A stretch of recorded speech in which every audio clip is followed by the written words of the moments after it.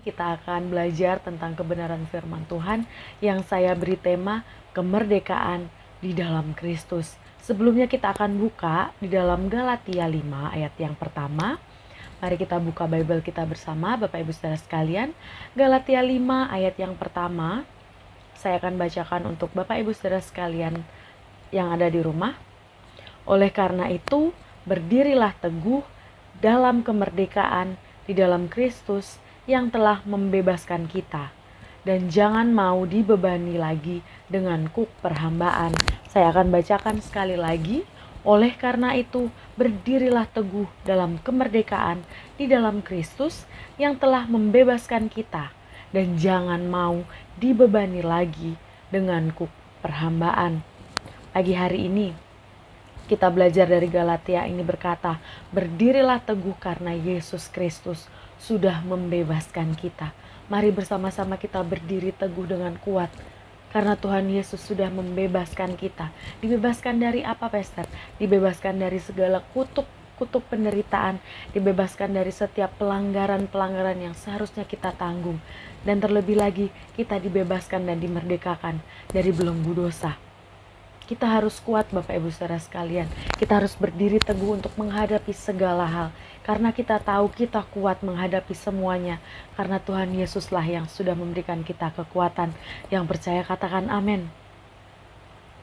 Kita akan memperingati kemerdekaan negara Indonesia tanggal 17 Agustus ini dari segala penjajahan yang ada. Begitu pula hidup kita. Kita harus terbebas dari segala penjajahan atau intimidasi iblis yang selalu mengatakan kamu tidak layak, kamu banyak dosa, kamu banyak pelanggaran, jangan-jangan kamu kena kutuk dari nenek moyang kamu kena kutuk dari orang-orang tua kamu yang sudah melakukan kesalahan dan pelanggaran. Kita juga harus terbebas dari penjajahan-penjajahan iblis Bapak Ibu Saudara sekalian.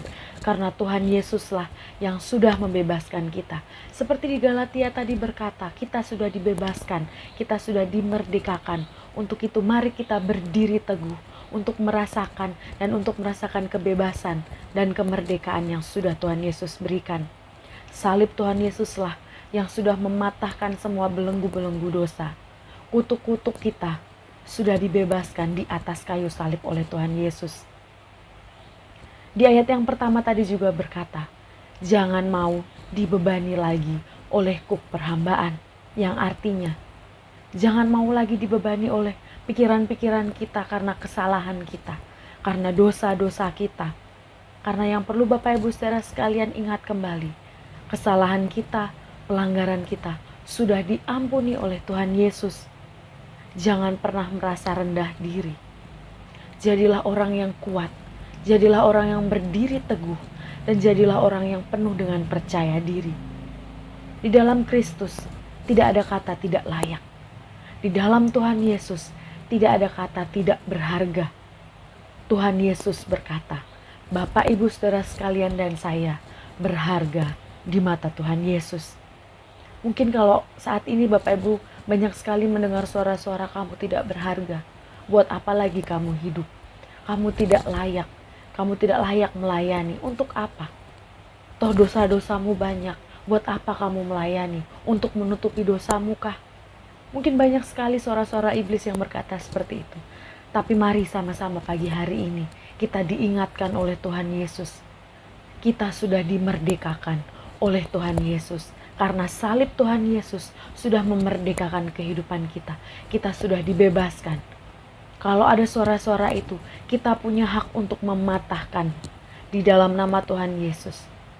Sama-sama dengan saya katakan, hidup saya berharga. Hidup saya dilayakkan. Untuk itu jangan pernah lagi berkata saya tidak layak. Jangan pernah lagi berkata saya tidak berharga. Karena Tuhan Yesus sendirilah yang sudah ada di kayu salib dan terus mengatakan dalam kehidupan kita, hidupmu layak, hidupmu berharga. Untuk itu Bapak Ibu Saudara sekalian, berdirilah teguh karena hidup kita sudah dimerdekakan oleh Tuhan Yesus. Yang percaya katakan amin. Di dalam 2 Korintus 3 ayat yang ke-17, mari kita buka Bible kita bersama kembali. 2 Korintus 3 ayat yang ke-17, begini bunyi firman Tuhan. Tuhan adalah roh, dan di mana ada roh, Di situ ada kemerdekaan. Tuhan adalah roh. Undang Tuhan itu masuk ke dalam hati kita. Undang roh itu untuk menuntun kehidupan kita. Biar roh Tuhan Yesus saja yang berkuasa untuk menuntun setiap kehidupan kita. Di mana ada roh Tuhan Yesus dalam hidup kita, disitulah ada kemerdekaan yang sejati. Mungkin hari-hari ini Bapak Ibu Saudara sekalian sudah mulai merasa bosan. Pastor, saya di rumah terus. Saya bosan, sepi itu pastor. Saya merasakan kosong, saya tidak bisa ibadah on-site, saya pengen ibadah tatap muka, berfellowship dengan yang lain sebagainya. Tapi keadaan tidak memungkinkan Bapak Ibu Saudara sekalian. Undang Roh Kudus hadir dalam hati kita. Mau seperti apapun, mungkin hanya di kamar kita sendiri saja kita bisa beribadah. Di rumah beserta dengan keluarga kita bisa beribadah. Saat roh ada di dalam hidup kita, saat roh Yesus ada dalam hidup kita, kita merasakan kemerdekaan. Mau seperti apa keadaan dunia ini, kita akan terus merasakan bahwa roh Tuhan Yesus saja yang mampu menuntun kehidupan kita. Roh Tuhan Yesuslah yang akan menuntun kehidupan kita dan juga membawa kita untuk dalam kemerdekaan yang sejati. Pagi hari ini kita akan belajar apa yang harus dilakukan saat Bapak Ibu Saudara sekalian sudah merasa dimerdekakan. Apa yang Bapak Ibu Saudara sekalian harus lakukan. Ada dua hal yang saya catat pagi hari ini. Kita akan buka dalam Galatia 5. Galatia 5 ayat yang ke-13. Galatia 5 ayat yang ke-13 begini bunyi firman Tuhan. Sebab kamu, saudara-saudara, telah dipanggil untuk merdeka. Sekali lagi saya akan bacakan. Sebab kamu, saudara-saudara, telah dipanggil untuk merdeka. Dan jangan gunakan kemerdekaan itu sebagai kesempatan untuk menuruti kedagingan. Sebaliknya, layanilah seorang dengan yang lain dalam kasih. Apa yang harus dilakukan oleh orang yang sudah merasakan kemerdekaan? Yang pertama, di ayat yang ke-13 ini berkata, mari kita melayani orang lain dengan kasih. Melayani orang lain dengan kasih. Bukan hanya saya mau melayani saja, tapi tidak dengan kasih. Tuhan Yesus mengajarkan layanilah orang lain dengan kasih. Karena kasih itu penuh dengan kerendahan hati, penuh dengan kelemah lembutan, penuh dengan kepenguasaan diri. Jangan mentang-mentang kita sudah dimerdekakan, lalu memanfaatkan kemerdekaan itu untuk dirinya sendiri. Menumpuk semuanya untuk dirinya sendiri, kesenangan untuk dirinya sendiri, harta dan lain sebagainya untuk kesenangan diri sendiri.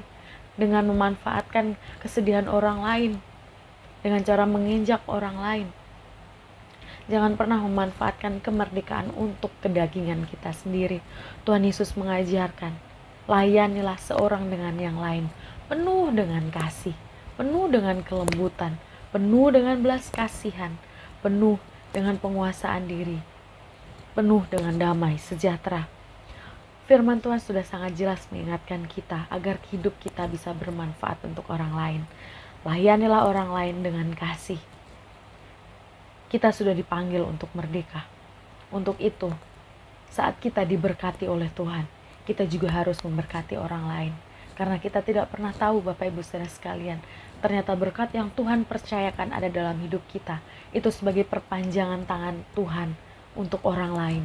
Lewat hidup kita bisa memberkati orang lain. Yang percaya katakan amin. Dalam Yohanes 13 ayat yang ke-34, Yohanes 13 ayat yang ke-34 berkata, Aku memberi perintah baru kepadamu, supaya kamu mengasihi seorang terhadap yang lain, sama seperti aku telah mengasihi kamu. Demikian juga kamu harus saling mengasihi seorang terhadap yang lain.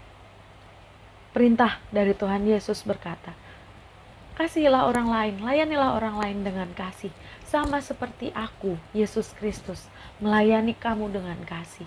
Sama seperti aku, Yesus Kristus, melayani kamu penuh dengan kasih. Mari kita layani orang lain.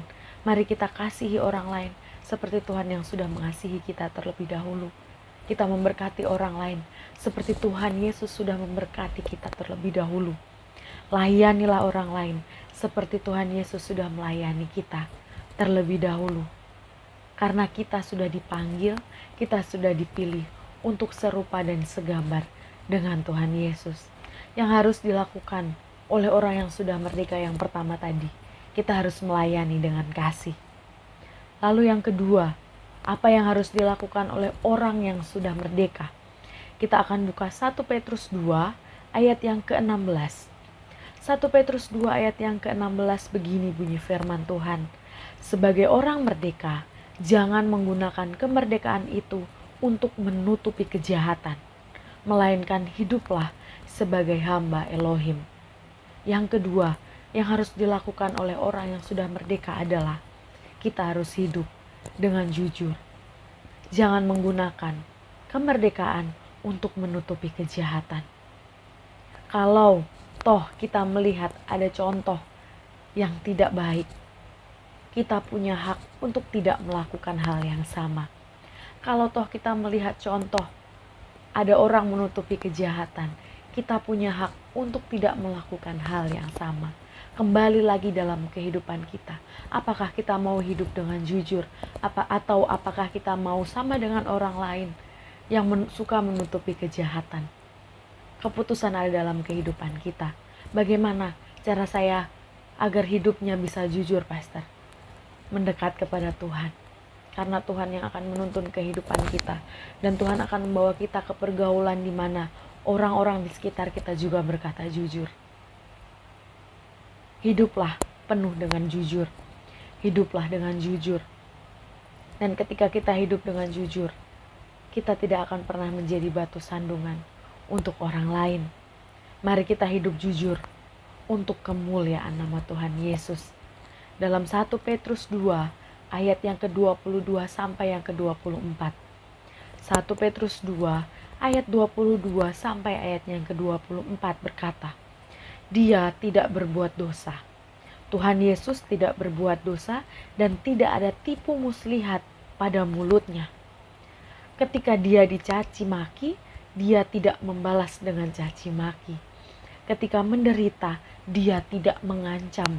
Sebaliknya, dia menyerahkan dirinya kepada Elohim yang menghakimi dengan adil. Dia sendiri telah menanggung segala dosa kita di dalam tubuhnya di atas kayu salib, supaya kita telah mati terhadap dosa dapat hidup dalam kebenaran.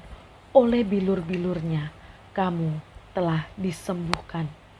Dalam 1 Petrus 2 ayat 22 sampai 24 ini dengan jelas berkata, Tuhan Yesus tidak berbuat dosa apapun. Tidak ada tipu muslihat dalam mulut Tuhan Yesus. Saat Tuhan Yesus dicaci maki sebelum dia disalib, Tuhan Yesus tidak membalas. Ketika dia menderita, dia tidak mengancam.